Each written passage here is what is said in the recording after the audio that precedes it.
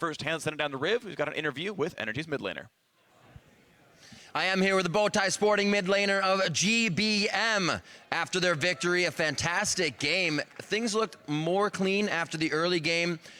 In the beginning of the season, we talked about communication with the team. Has the communication gotten better? Yeah, we so much better than last round. And Artek, after rest, and so good now. And he will be better, I'm sure. And he's great communication now about object, vision, and for us. And he always do it for team. And you also had big plays as well. There was some concerns about Moon in the beginning of the season, but he is playing very well too. How's that happening for the team? In scrim and in practice, I tell him, this is team game, this is not solo rank, and I'm tell about vision control and do it for team about enemy jungle, and don't greed, focus on object. Don't greed, stay out of the bad. Final question, GBM. The season's been going well. You're now 8-8. You actually had a good win here to separate yourself. But CLG, TSM next week. How does the team feel? Now team feels and so good, and I felt something last day versus Immortals. Oh, we improving now, and you can see we are improving, and we'll be winning. And TSM last round, perfect game, and I can make same. I show you. Thank you. All right, thank you so much, GBM. Congratulations, you can join your team. We are going to throw it to the analyst desk for more on that game. Thank you very much, Riv. A much-needed victory there for NRG when it comes to playoff race and picture, and a bit of a stumble for Team Liquid.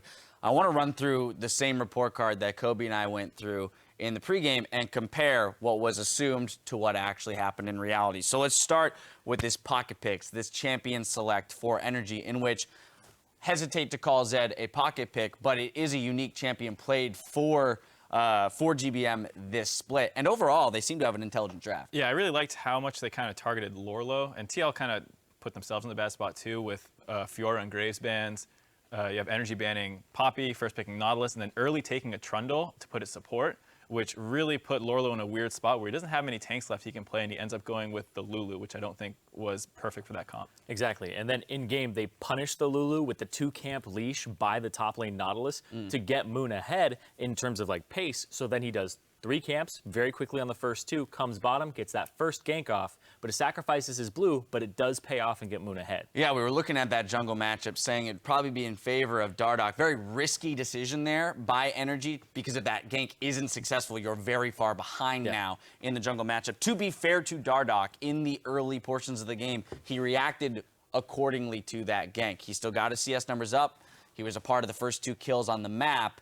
We saw a little bit of probably overreaching later in the game, and we'll get to that. But now I want to push down towards the ADCs, because GBM just had some words of praise. There you go, is the word I'm looking for Altec, saying that after that rest, he's playing a lot better. Altec did perform well in that game, but Piglet on the other side was perhaps set up to help that game for Team Liquid on the Lucian. Yeah, I mean, honestly, the game still kind of flowed through TL's bot lane. They took the first turret on the map through their bot lane, kind of just winning the lane on their own, and the turret's low, Dardoch goes down, they just help finish it off, and that's kind of when the game starts getting crazy. Piglet gets a couple kills, and it looks like he's going to carry before kind of goes off the rails. Yeah, exactly, and let's jump into that. We've got a replay that we're going to walk through. This starts in the top lane. Dardoch getting a little caught out here at the Krugs. Mark, I'm going to let you walk us through this long replay, so we'll go ahead and get it rolling out right away. Yeah, Dardoch's being a little unsafe here, trying to do this after he knows he just ran away from the rest of NRG's team. It kind of leads to this like scrappy fight, and it doesn't look great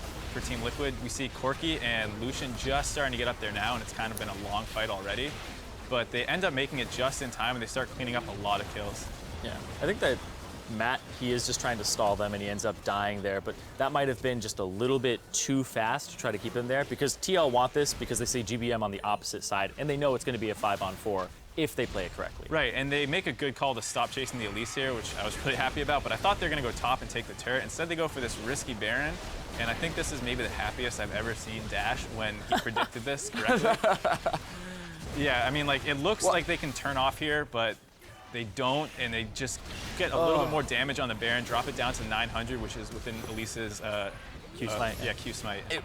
During this time, too, GBM was hitting the bot lane turret. He walked all the way up to Baron in order to pick up an extra kill there, as well as land with that Baron buff. But I think the big thing here to note is that when we looked at ways for NRG to come back in the game, it was at those global objectives. And given the fact that Team Liquid had other options, you have to question the decision-making there when they probably could have played a slower, more calculated game. Yeah, and even when you go and look at that Baron play right there, and you know, of course, they're playing, and it's really kind of an anomaly there that they're getting all of these steals. But even if that steal doesn't happen, it's still a triple kill, and GBM gets there. He cleans up afterwards because he sees the Baron damage, and then the TP comes through from Nautilus. So they still only get 2 people with Baron, and then it's still a rather close game. Then NRG go top, and they get that turret.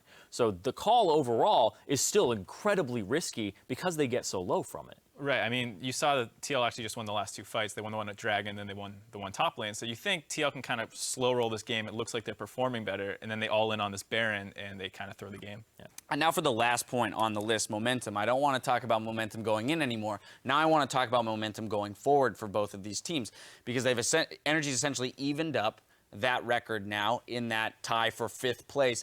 They did distance themselves from Echo Fox, and when we look ahead, Echo Fox, you would presume a win over Renegades, but that would still leave them 1 win behind NRG. So they've created a lot of distance, and now it's kind of that battle between Liquid and NRG for positioning, and Echo Fox looking to make an upset in order to even close that gap. Yeah, it puts you in a very comfortable position if you're NRG, and now it's on Echo Fox to outperform CLG or C9, and not really on your shoulders anymore. You did your work. And looking at the guys we were talking about in the report card, GBM and Moon, they both actually had the most kills and assists in any game this split in this game.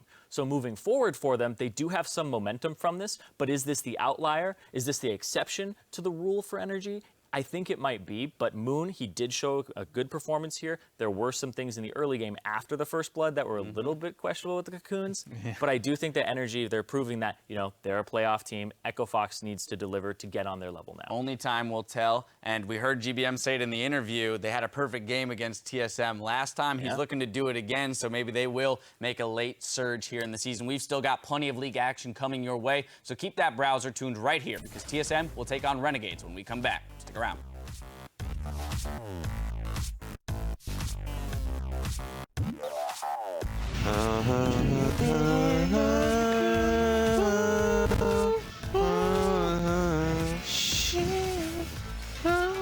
So much singing.